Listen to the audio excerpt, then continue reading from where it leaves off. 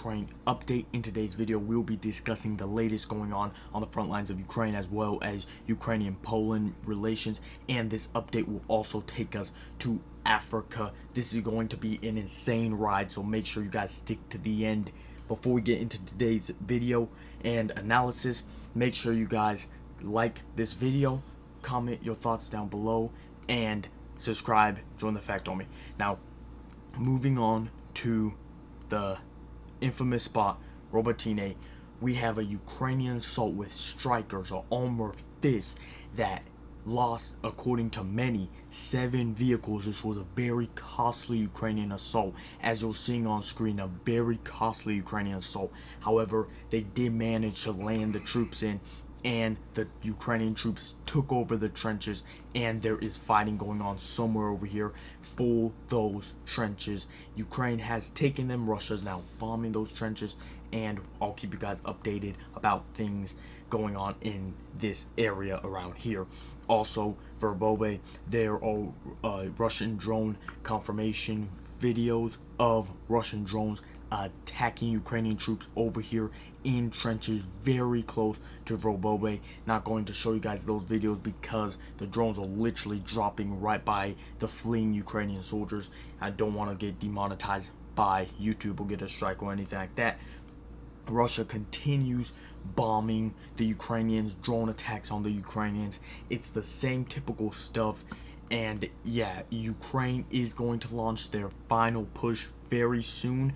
The Russian appointed leader of the Zaporozhye Oblast basically said before September 30th, Ukraine will renew its assault.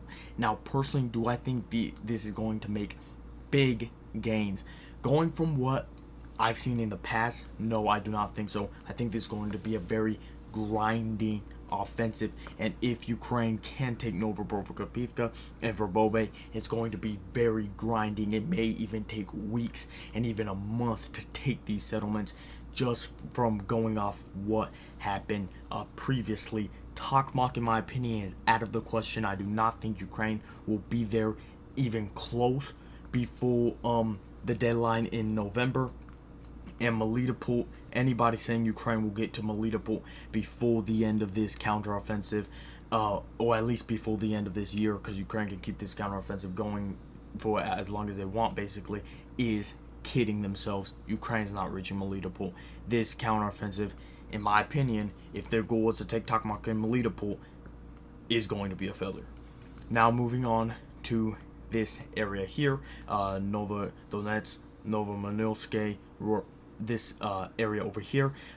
Russia did do a tiny counterattack over here today, and there's fighting reported here. So Russia did move across this area, did a counterattack, took some land back, and there's fighting reported going on there. Now, moving on to Crimea, Russia has claimed to have shot down 24 Ukrainian drones. I do not think this is the end of it. I think those drones were to soften the Russian air defense, to spend the Russian air defense, so they can probably launch some Storm Shadow missiles today. I think by the end of the day, there will be strikes, or at least attempted strikes, on Crimea itself. And that's basically what's going on the front line.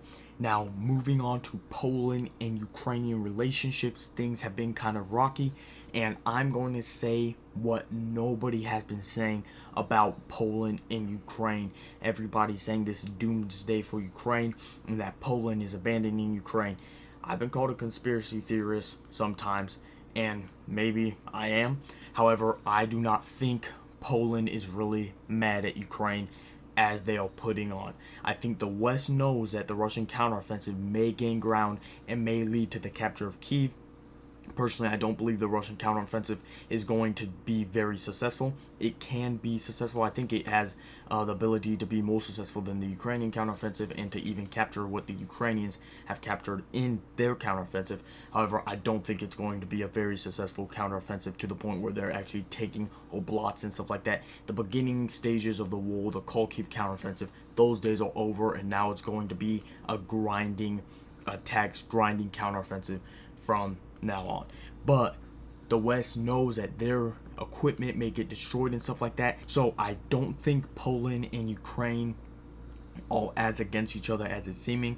I think Poland is doing this to basically save face for the West. And that's why I think a lot of the Western countries, such as the United Kingdom, the United States, and even France and Germany, very pro-Ukrainian countries, have been saying Ukraine needs to be more thankful and stuff like that, because the West is trying to save their reputation and their image, just in case this Russian counteroffensive goes south for the Ukrainians.